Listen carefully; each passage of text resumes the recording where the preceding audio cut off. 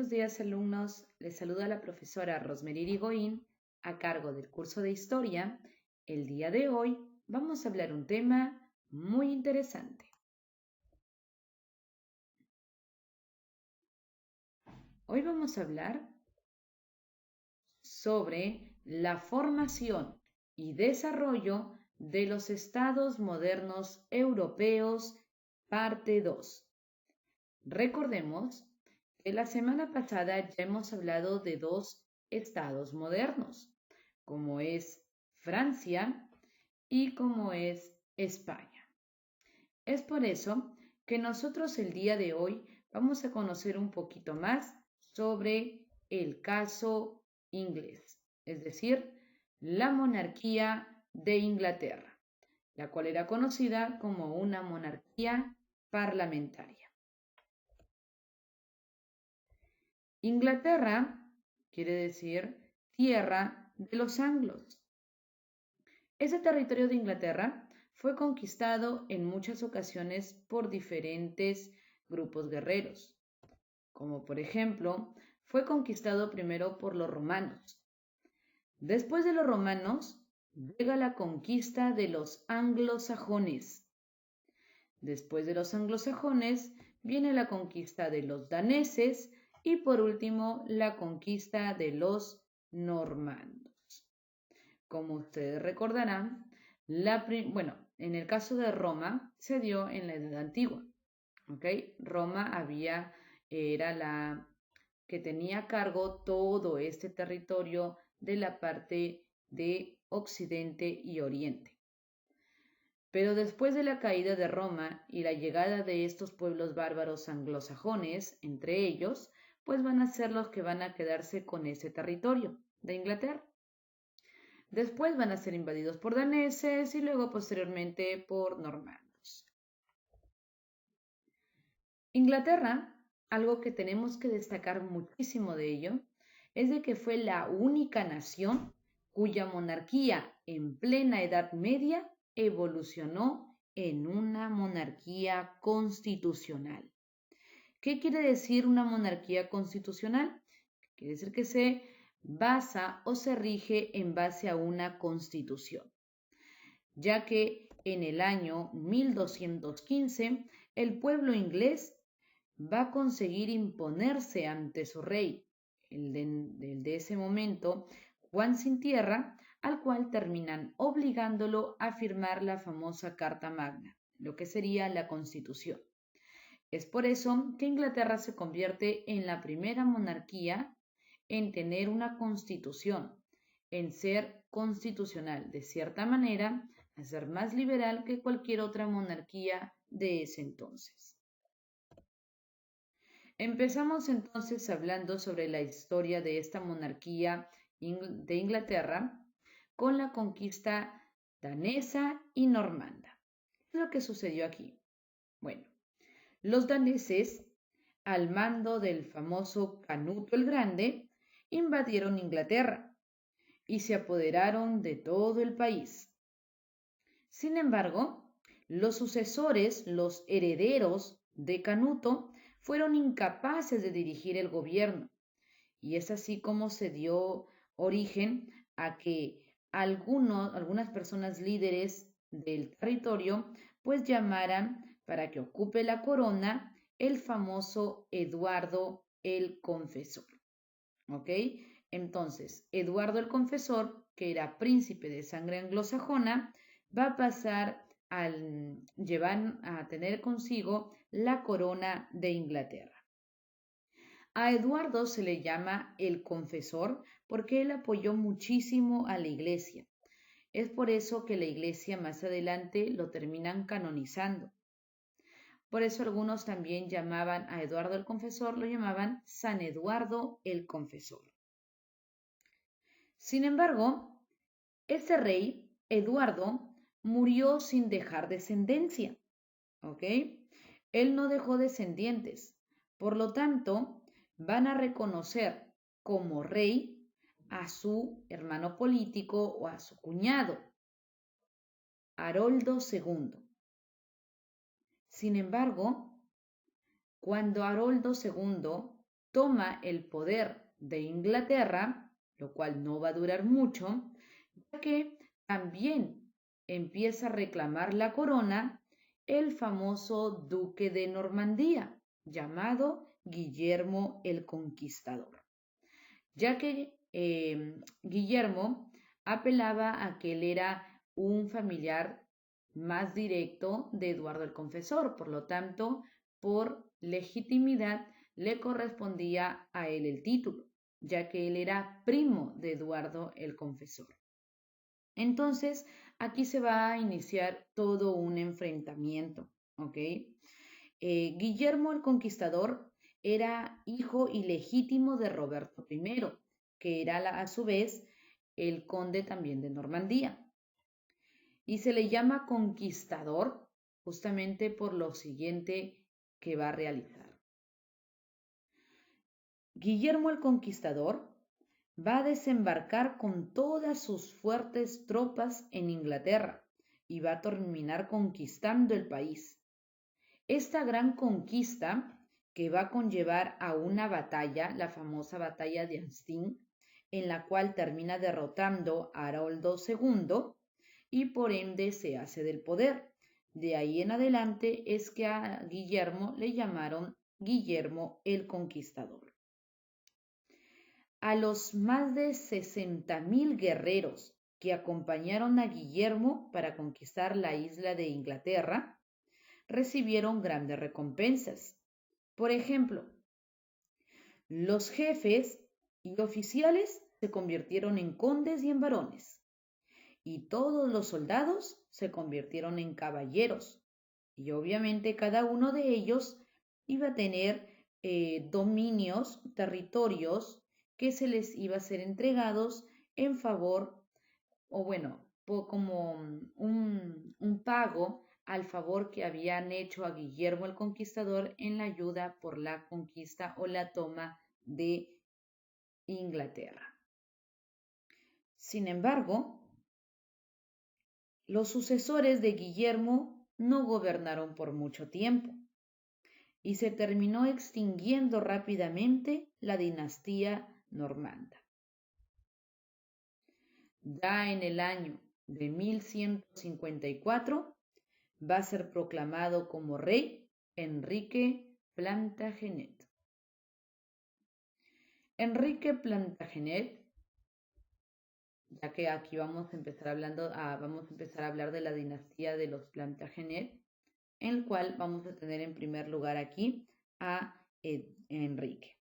Enrique Plantagenet era bisnieto de Guillermo el Conquistador, pero por el lado materno, ya que Enrique va a ser hijo de Matilde de Inglaterra, la cual a su vez era hija de Enrique I, hijo legítimo de Guillermo el Conquistador. Es por eso que mencionamos que Enrique Plantagenet es heredero de la corona porque es bisnieto de Guillermo el Conquistador por parte de madre. Y es así entonces como este personaje va a asumir el poder. Sin embargo, no tuvo un gobierno que se esperaba, ya que fue todo lo contrario. Eduardo, como rey de Inglaterra, va a descuidar grandemente la corona y él va a comenzar a dar muchas preferencias y atenciones a los dominios que tenía en otras partes de Europa. Por ejemplo, él era dueño de casi la mitad del reino de Francia, tenía muchas tierras en este territorio. Entonces, él va a comenzar a preocuparse más por estas tierras y comienza a dejar de lado los asuntos políticos de Inglaterra. Este comportamiento del emperador de postergar todos los asuntos de Inglaterra y de prácticamente solamente servirse de ella económicamente para poder conseguir ganar una lucha en contra de la dinastía de los Capetos, que eran los líderes en Francia, porque se estaban disputando los dominios de Francia. Entonces, este comportamiento no fue bien visto por el pueblo inglés el cual va a terminar dando a conocer su malestar. Entonces, aún así, la autoridad de Enrique II va a imponerse contra el pueblo. Después de Enrique II, llega al trono su hermano, Ricardo Corazón de León.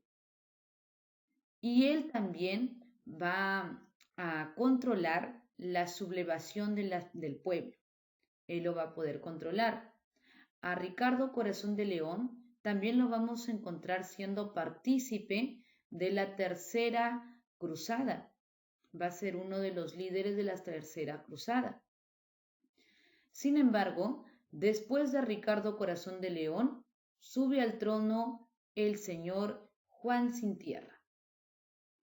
Este es el hermano de Ricardo Corazón de León.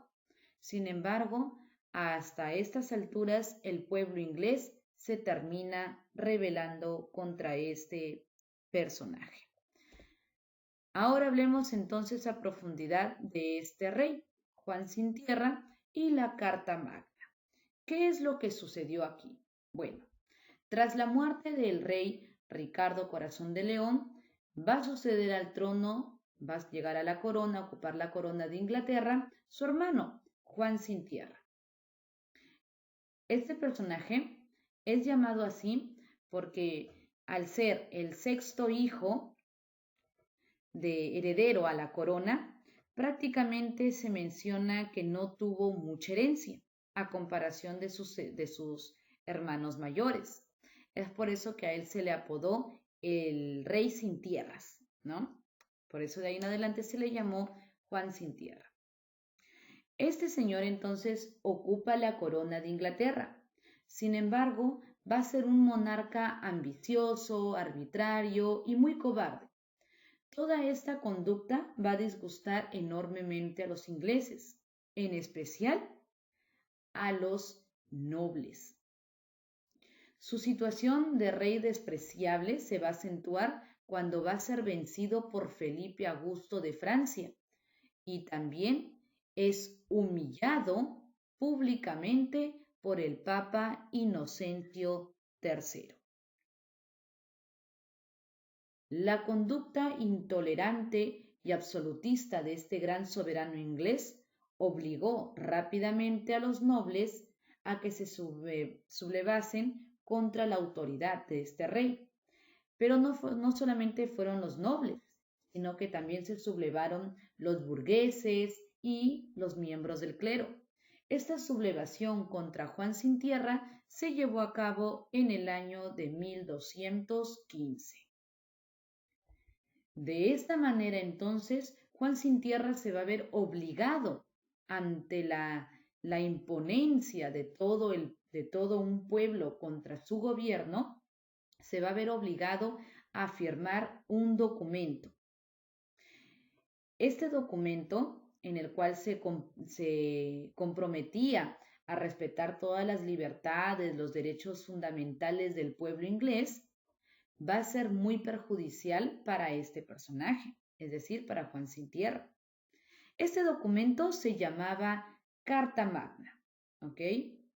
Esta Carta Magna va a constituir la base de las instituciones democráticas inglesas y obviamente también será esta Carta Magna una de las precursoras para las siguientes constituciones políticas de los demás países liberales del mundo moderno. La Carta Magna se daba pues a los ingleses garantías individuales y al mismo tiempo también se daban garantías de orden político. También se daban derechos de residencia legal. Estas eran unas garantías que se le daba al pueblo, a las personas de Inglaterra, si es que de repente el rey no respetaba parte de sus garantías anteriormente mencionadas. De esta manera, entonces, al obligar a Juan Sin Tierra a firmar esta constitución, él mismo prácticamente sabía que su poder empezó a limitarse, ya que no podía ser un rey absolutista con una constitución al lado. y sobre todo porque se dio cuenta de que todos los líderes sociales estaban en contra suya. No lo tenía sencillo. ¿Ok? Después de Juan Sin Tierra y obviamente ya iniciando una época diferente al tener una constitución, al ser una monarquía constitucional, vamos ahora a hablar los reyes más sobresalientes durante la grandeza y la caída de la monarquía inglesa. Es por eso que aquí vamos a encontrar a Enrique VIII. Enrique VIII fue un rey de Inglaterra y también señor de Irlanda desde el 22 de abril de 1509 hasta el día de su muerte, el 28 de enero de 1547. Él va a ser el segundo monarca líder de Inglaterra perteneciente a la Casa de Tudor o la dinastía de Tudor. Él va a ser heredero de su padre Enrique VII. Algo peculiar de Enrique VIII es que se casó más de 6 veces y ejerció un poder absolutista destacando de esta manera de todos los monarcas ingleses. Uno de los hechos más notables del reinado de este personaje es la ruptura con la Iglesia Católica, ya que él va a ser un gran defensor del protestantismo. En ese entonces, en esta época, se había dado ya una ruptura en la Iglesia Católica, ya que se separaron en católicos y en protestantes. Y justamente Enrique VIII fue un gran defensor del protestantismo. Sobre todo, se alió con los protestantes, ya que la Iglesia Católica no accedía a sus divorcios, sobre todo a su primer divorcio. Entonces, él desde ese momento se alejó de la Iglesia Católica y él asumió el liderazgo de la Iglesia en Inglaterra. ¿Ok? Esto va a ser algo muy peculiar y muy importante por primera vez que se había dado en Inglaterra. Es así como él va a formar en Inglaterra la famosa Iglesia Anglicana. ¿Ok? Entonces, después de ello, vamos a encontrar también que la unión de Inglaterra, va a dar la unión de Inglaterra con el territorio de Gales y de esta manera el territorio, la monarquía empieza a ampliarse un poco más. También vamos a encontrar en esta lista a la famosísima reina Isabel I. Esta fue reina de Inglaterra y de Irlanda desde el 17 de noviembre de 1558 hasta el día de su muerte, el 24 de marzo de 1603. Isabel fue la quinta y última monarca de la dinastía Tudor. Ella fue hija de Enrique VIII. Nació como princesa, pero después de que murió su mamá Ana Bolena, que murió ejecutada por órdenes justamente de su padre, Enrique VIII, cuando justamente Isabel I tenía tan solo 3 años. Y desde ese momento Isabel fue declarada hija ilegítima. Sin embargo, tras la muerte de sus hermanos, Eduardo VI y María I, entonces Isabel tuvo que asumir el trono. Su gobierno constituyó la época de mayor esplendor y grandeza de Inglaterra. Fue la mejor época de Inglaterra. Aparte de ello, es de que también Isabel I dio a conocer los grandes dotes de política, ya que lideró de mejor manera que cualquiera de los antecesores suyos el gobierno de este territorio. Isabel I se enfrentó y derrotó a la gran armada invencible de España. Eso llamó muchísimo la atención de aliados y enemigos. Internamente, Isabel I también persiguió a los católicos y a los paritanos. Isabel I no tuvo hijos. Por lo tanto, al no tener hijos, pues no había un heredero legítimo para ocupar la corona. Por lo tanto, llegó a ocupar la corona Jacobo I. Jacobo I fue rey de Inglaterra desde el 24 de marzo de 1603 hasta el día de su muerte, el 27 de marzo de 1625. Gobernó Inglaterra entonces por aproximadamente 22 años. Durante su gobierno, él implantó un gobierno absolutista, dejando de lado la Constitución. Pero no solamente la Constitución, sino también el Parlamento. Aparte de ello, Jacobo I persiguió grandemente a los católicos y a los puritanos. Le va a suceder en el trono su hijo, Carlos I. Carlos I fue rey de Inglaterra, de Escocia e Irlanda desde el 27 de marzo de 1625 hasta el día de su ejecución, el 30 de enero de 1649. Carlos continuó con el autoritarismo que había sido implantado por su padre. En varias ocasiones disolvió el Parlamento. Fue en el año de 1628 que el Parlamento le exigió firmar una petición. Esta petición no va a ser llamada petición de derecho, no va a ser tomada de buena manera por el rey. Por lo tanto, se dio un enfrentamiento. Este documento estipulaba que nadie puede ser encarcelado si no estaba de acuerdo a la ley y que todo impuesto debe ser primero aprobado por el Parlamento y que nadie podía cerrar dicho Congreso. El rey formó un ejército e inició obviamente una lucha contra este Parlamento, una lucha armada, para que pueda recuperar el poder absolutista que se le había sido arrebatado. Sin embargo, el Parlamento tampoco se va a quedar con los brazos cruzados y organizó rápidamente una resistencia.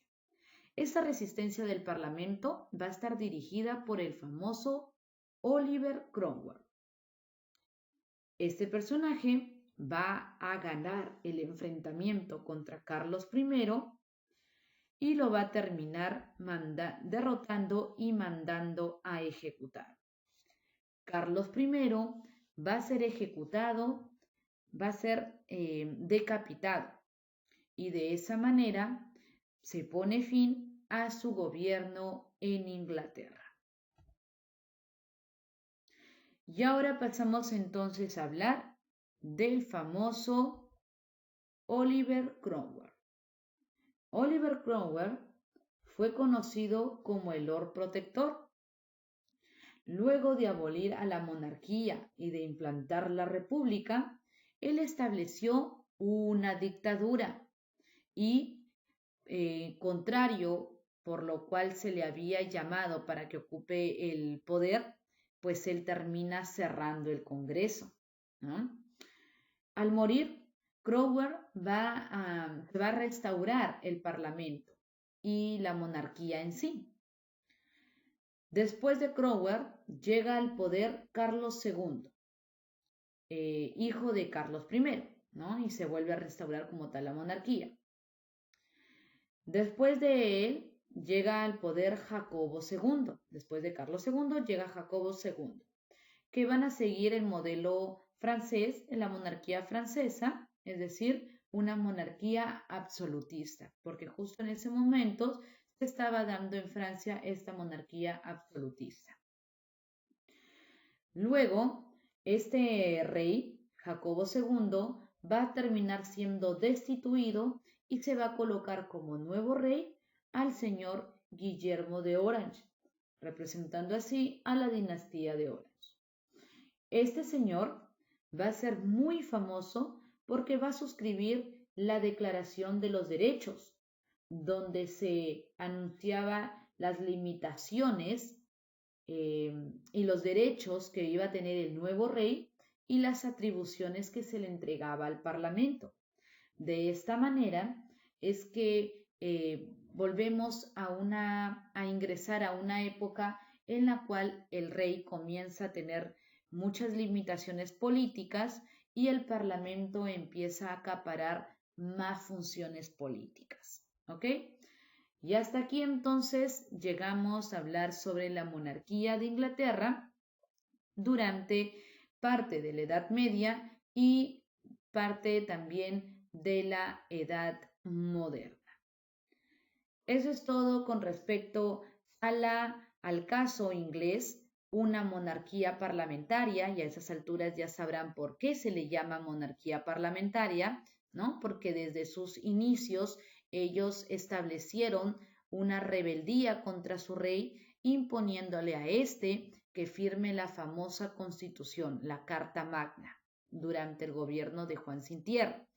Entonces, desde ese momento, la monarquía de Inglaterra empieza a tener una vida parlamentaria y va a conocerse así como la primera monarquía en tener un parlamento, la primera monarquía en ser más liberal a comparación de las otras monarquías modernas de ese entonces como España o como Francia. ¿Ok? Espero que haya quedado claro la clase del día de hoy y nos vemos en la siguiente clase, chicos. Se cuidan mucho.